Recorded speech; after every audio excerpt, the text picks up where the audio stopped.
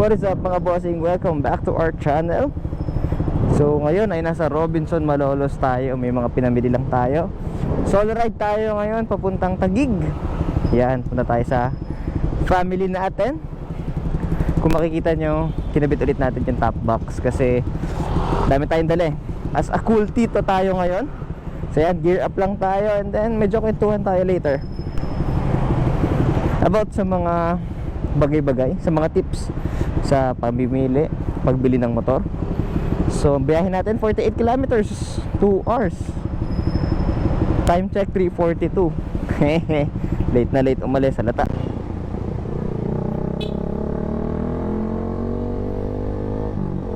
Kataon na. Shoutout sa lahat ng Malolenyo dyan, sa mga Bulakenyo din. Yan. So apura yung ride natin ngayon, ano, habang bakasyon. Last time, dahil hindi kasi naka-on yung camera ko nung nasaldak ako nung DRT ride natin, feeling ko sira yung ball race natin ngayon.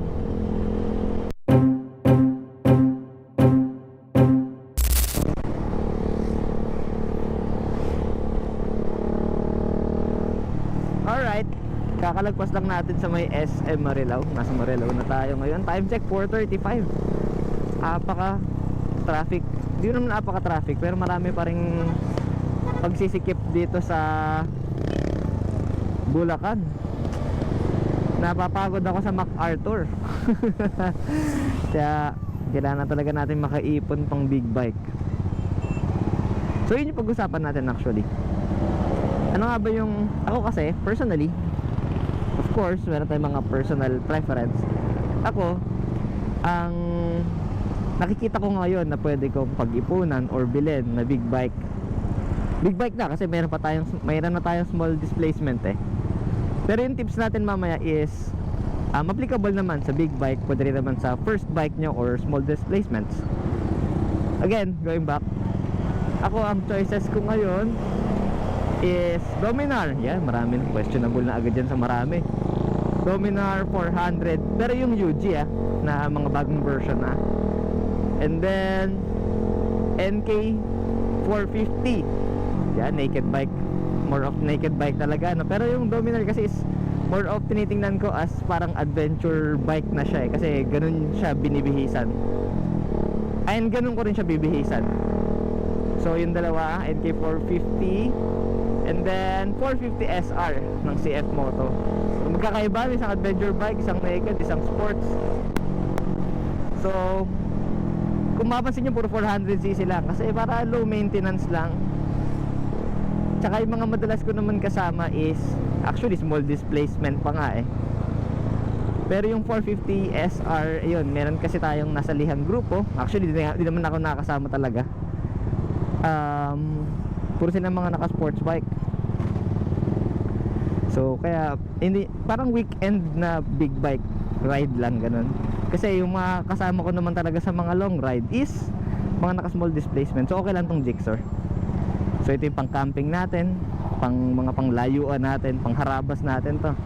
Tsaka syempre pang daily pa din. Actually meron pa nga tayo isang motor, yung Honda Wave 100 natin na 2010 model. Yan, kung saan na tayo susuot. Yan. So punta tayo sa tips. Kung sa tips naman, mamaya na lang, nahihilo ako guys. Kailangan mag-concentrate dito sa traffic eh. Tas lubak-lubak pa. Let's go. Dalawa yung nakikita ko nagpapa-traffic dito sa MacArthur. Una and pinaka nagpapa-traffic dito is yung mga jeep na it's either nakaparada sa gilid or biglang gigilid. Biglang may papara, biglang magsasakay, o kaya ginagawang terminal yung mga gilid-gilid. Doon maintindihan naman natin, syempre naghahanap buhay sila. Pero ayun nga, parang yun nakikita ko ng pinaka-traffic. Second is yung mga lubak. Syempre lang mag full speed ka sa lubak, di ba? Tapos syempre mga iiwas-iwas, ganyan. Yan talaga yung pinaka nakakapagpa-traffic dito. Lapit na tayo, kakalagpas lang natin doon sa may Fatima. So papunta na tayo sa Rotonda. Gutom na ako. Buti na yung mga traffic light na abutan natin ng pa green na or green na talaga. Yun lang, pero lagi ko naabutan tong mga may tumatawid. Tara.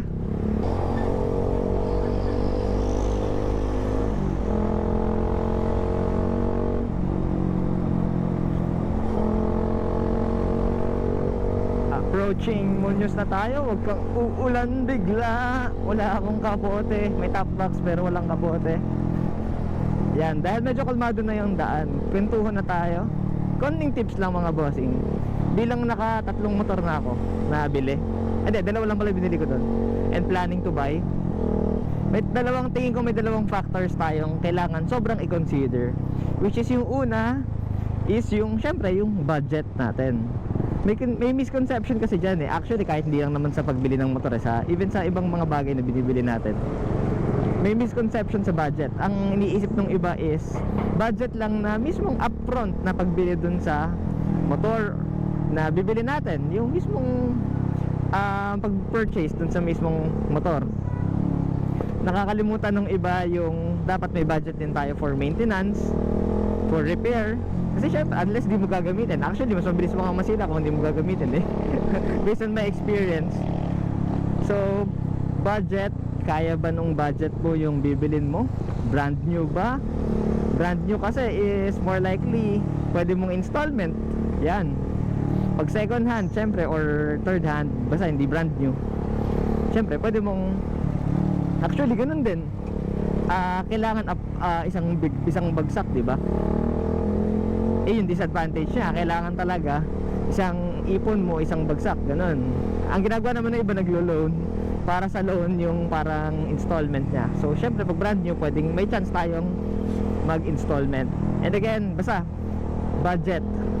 Huwag yung ipilit pag hindi kaya, kasi sayang naman kung marerepossess lang, hindi mababayaran, di ba? Or matapos nyo nga pero hikahos naman kayo sa ibang bagay, sa mga needs nyo.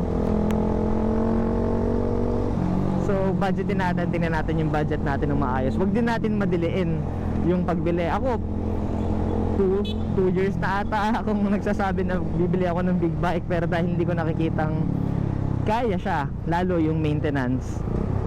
Actually, kaya nga tinitingnan ko din is mga 400cc lang din, para low maintenance lang din. Practical tayo eh. So dapat maging practical tayo sa buhay, di ba? Yan. So number 1 is budget. Number 2 is use. Saan mo ba gagamitin yung motor? Lalo na big bike. Yan, di ba?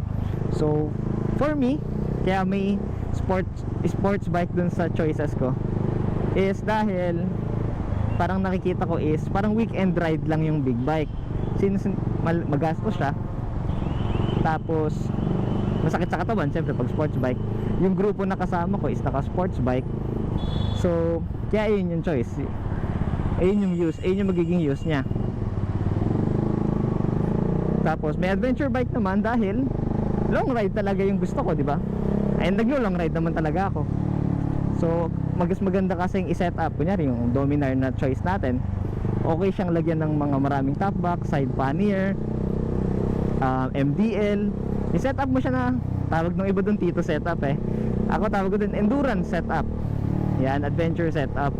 Ayun, bagay dun yung mga maraming nakalagay, maraming nakasabit, di ba, machong tingnan. Komportable din siya, actually naman yung bentahe niya. Tsaka hindi malakas sa gas, malaki yung tangke. So ayun kasi yung mga factors to consider. Kasi syempre kung maglo long ride ka, yun yung mga mahalaga na factors sa'yo. Naked bike naman is parang best of both worlds. So may performance kasi siya, pero hindi bagay sa kanya yung may mga burloloy na katulad ng adventure setup. So para siyang magiging parang yung sports bike na mas komportable. Kumbaga pwede mong ilayo pero naka-backpack ka, meron kang tank bag, bala ka kung paano mo gagawin ng paraan. So ayun, budget, and then saan mo ba gagamitin? Di ba kasi doon nagkakamali kung ano binibili. Nag-i-sports bike, di pala kaya ng katawan. Yung mga kasama naka-adventure bike, di ngayon lumalayo, di siya makasabay.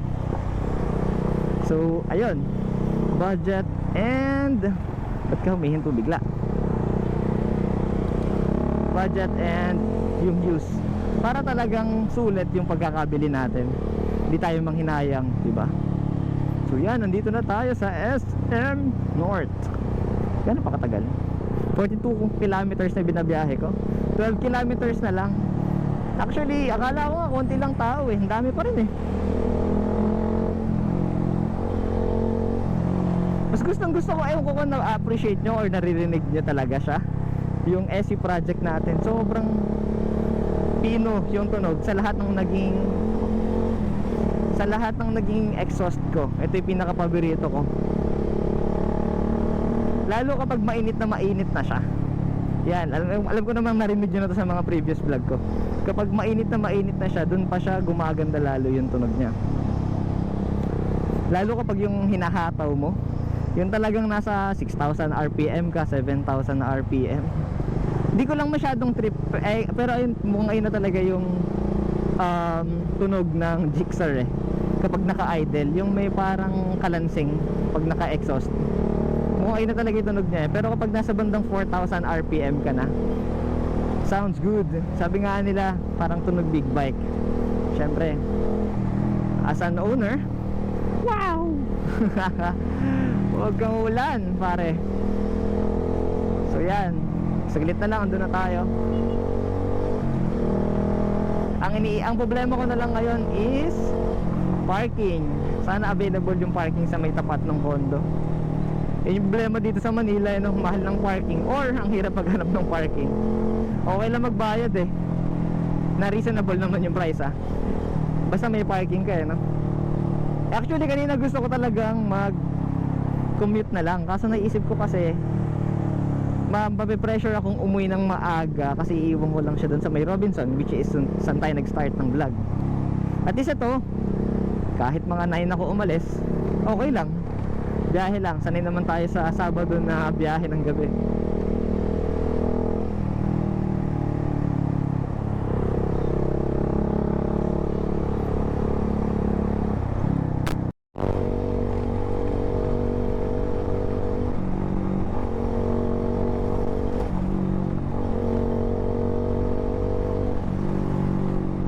Sarap pagkabisado mo na, alam mo na kung saan ka papasok tsaka hindi. Yan, Cubao na tayo. Next vlog natin more likely is maintenance vlog again. Tingnan natin kung kabit tayo, kung makakapunta tayo sa Taguig, kasi kung sa Taguig tayo pupunta, papalagay tayo ng handlebar riser. Yan, kila Sir Noel ulit, parokyano.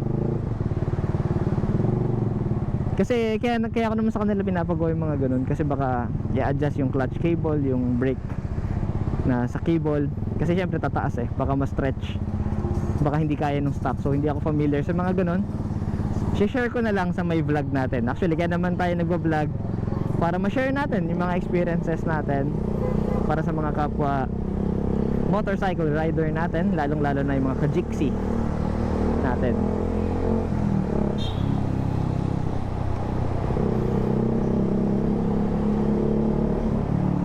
Yan, kayo ba? Comment down below mga bossing.